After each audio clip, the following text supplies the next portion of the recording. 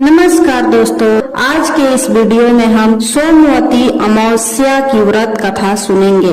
धार्मिक मान्यता के अनुसार सोमवती अमावस्या के दिन पितरों के तर्पण करने से उनकी आत्मा को शांति मिलती है। साथ ही इस दिन स्नान और दान पुण्य का विशेष महत्व है। तो आइए सुनते हैं सोमवती अमावस्या की व्रत कथा। एक गरीब ब्राह्मण परिवार था।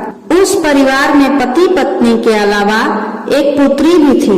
वह पुत्री धीरे धीरे बड़ी होने लगी। उस पुत्री में समय और बढ़ती उम्र के साथ सभी स्त्रियोचित गुणों का विकास हो रहा था।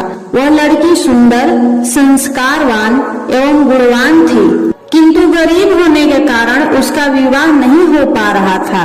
एक दिन उस ब्राह्मण के घर एक साधु महाराज आए। वह उस कन्या के सेवा भाव से काफी प्रसन्न हुए।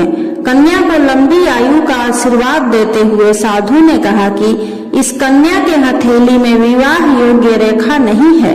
तब ब्राह्मण दंपति ने साधु से उपाय पूछा कि कन्या ऐसा क्या करे कि उसके हाथ में विवाह योग बन जाए। साधु ने कुछ देर विचार करने के बाद अपनी अंतर्दृष्टि से ध्यान करके बताया कि कुछ दूरी पर एक गांव में सोना नाम की धोबिन जाति की एक महिला अपने बेटे और बहू के साथ रहती है, जो बहुत ही आचार विचार और संस्कार संपन्न तथा पति परायण है। यदि यह कन्या उसकी सेवा करे और वह महिला इसकी शादी में अपने मांग का सिंदूर लगा दे, उसके बाद इस कन्या का विवाह हो तो इस कन्या का वैधव्य योग मिट सकता है। साधु ने यह भी बताया कि वह महिला कहीं आती जाती नहीं है। यह बात सुनकर ब्राह्मणी ने अपनी बेटी से धोबिन की सेवा करने की बात कही। अगले दिन से ही कन्या प्रातः काल ही उठकर सोना धोबिन के घर जाकर साफ सफाई और अन्य सारे काम करके अपने घर वापस आ जाती।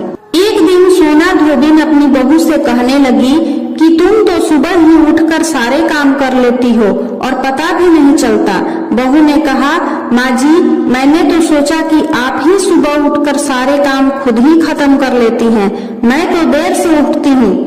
इस पर दोनों सास बहू निगरानी करने लगी कि कौन है जो सुबह ही घर का सारा काम करके चला जाता है। कई दिनों के बाद धोबिन ने देखा कि एक कन्या मुंह अंधेरे घर में आती है और सारे काम करने के बाद चली जाती है। जब वह जाने लगी तो सोना धोबिन उसके पैरों पर गिर पड़ी। पूछने लगी कि आप कौन हैं और इस तरह छुप कर मेरे घर की चाकरी क्यों करती हैं। तब कन्या ने साधु द्वारा कही गई सारी बात बताई। सोना धोबिन पति परायण थी, उसमें तेज था, वह तैयार हो गई। सोना धोबिन के पति थोड़ा अस्वस्थ थे। उसने अपनी बहू से अपने लौट आने तक घर पर ही रहने को कहा। सोना धोबिन ने जैसे ही अपने मांग का सिंदूर उस कन्या की मांग में लगाया, उसका पति मर गया। उसे इस बात का पता चल गया।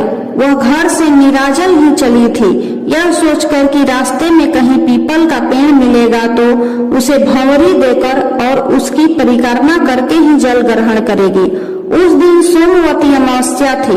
ब्राह्मण के घर मिले पूरे पकवान की जगह उसने ईंट के टुकड़ों से 108 बार भंवरी देकर 108 बार पीपल के पेड़ की परिक्रमा की और उसके बाद जल ग्रहण किया। ऐसा करते ही उसके पति के मुर्दा शरीर में वापस जान आ गई।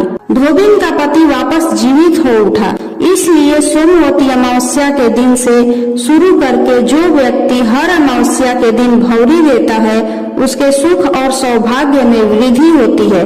पीपल के पेड़ में सभी देवों का वास होता है। अतः जो व्यक्ति हर अमावस्या को न कर सके, वह सोमवार को पड़ने वाली अमावस्या के दिन 108 वस्तुओं की भंवरी देकर सोना धोबिन और गौरी गणेश का पूजन करता है, उसे अखंड सौभाग्य की प्राप्ति होती है।